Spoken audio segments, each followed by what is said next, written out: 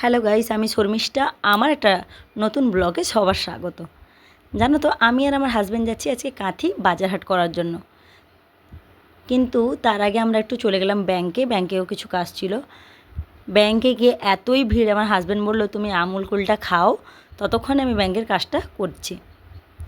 কিন্তু এতই ভিড় যে হলোই না। ও এসে পাশে বসে গেল, বলছে এখনও দেরি আছে, একটু বসে যাই। তারপরে ব্যাংকের কাজ ফাজ শেষ করে নিচে চলে এলাম। নিচে এসে আমরা যাচ্ছি কাঁথির মার্কেট। কে না জানে বলো তো। কাঁথিতে সবজি মার্কেটে ঢুকলাম। আর আজকের যে সবজির দাম আকাশ ছোঁয়া, মানে আমরা গ্রামে থাকি এতই দাম, তাহলে যারা শহরে থাকে তাদের কি অবস্থা ভাবো। যাই হোক, এটা তো কিছু করারও নেই, বৃষ্টি ঝড় হয়েছে।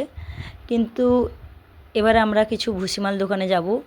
এদিকে দেখো, আমার হাজব্যান্ড একটা করে সবজি নিচ্ছে আর পেমেন্ট করতে আছে। আর সব আমার পছন্দের সবজিগুলোই নিয়েছে।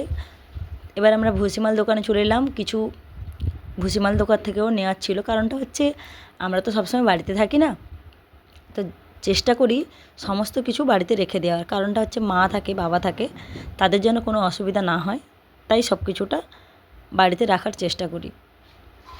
যাই হোক, এবারে কেনাকাটা হয়ে গেছে। এবারে আমরা বাড়ির দিকে যাব।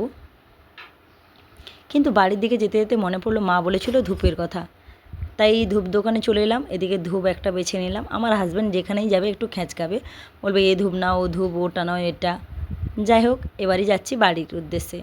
কারণটা এখন বাজে কটা জানো, 2:30 থেকে 3টা বাজতে যায়। তারপরে স্কুলের টাইমে ফুচকা দোকানটা বসেছিল ওখানে।